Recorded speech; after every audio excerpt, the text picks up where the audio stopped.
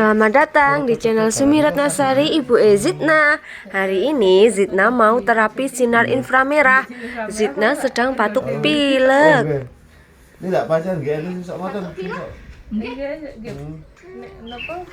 Nah, bagian yang disinar itu terasa hangat di badannya Zidna.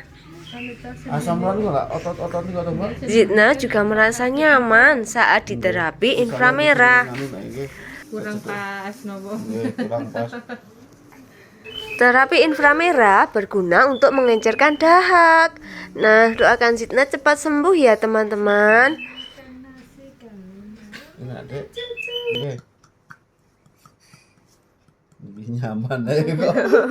Biasanya ora gelem cara diingaten iki untuk Terima kasih sudah menonton. Jangan lupa like, subscribe, and comment.